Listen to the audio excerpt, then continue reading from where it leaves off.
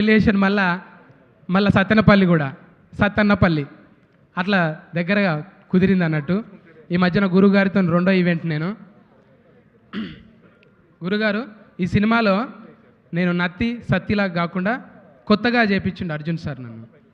ఎప్పటికప్పుడు స్పాంటినిటీగా మారుస్తూ డైలాగులను ఇట్లా కాదు ఆయన రాసుకున్నది కూడా ఒక్కొక్కసారి చాలా బెటర్ చేసి నాకే ఆశ్చర్యం. అంటే నేను స్టార్స్ని దగ్గర నుంచి చూసినప్పుడు చిరంజీవి గారైనా అర్జున్ గారైనా బాగా దగ్గరగా కొంచెం ఒక నెల రోజులు జర్నీ చేసే అవకాశం వచ్చింది. వాళ్ళు చూస్తుంటే నిరంతరం సార్ వాళ్ళు ఎప్పుడు కూడా రిలాక్స్ లేదు.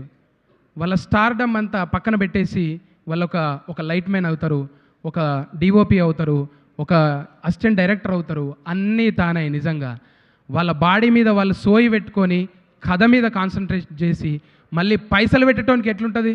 సొంతంగా పైసలు పెడితే ఎవరైనా ఒక యాక్టర్ నిర్మాత అయితే ఎంత టెన్షన్ ఉంటుందో తెలుసు కదా. అక్కడ కాల్ షీట్లు పెరిగిపోతుంటాయి, ఇక్కడ సరిగ్గా పర్ఫార్మెన్స్ రాకపోతే వాళ్ళ స్ట్రెస్ మామూలుగా ఉండదు. అసలు యాక్టర్లు ఎప్పుడూ నిర్మాతలు కావద్దని అనుకుంటారు, కానీ ఆయన ఎన్నో సాహసాలు చేసి ఇప్పటికీ ఆరోగ్యంగా అంత అందంగా ఆజానుభావులు లెక్క నిజంగా సౌత్ ఇండియా బ్రూస్లీ ఆయన ఒక్కొక్క గుద్దితే నిజంగా ఈ ఎల్లొచ్చి ఆయన బిజ్జల దేవుడు ఈ మధ్యన గుద్దిండేమో ఇటుక బిడ్డల్ని, ఆయన ఎప్పుడో గుద్దిండు అసొంటివి ఇట్లా గుద్దిండే కదా బిజ్జల దేవుడు.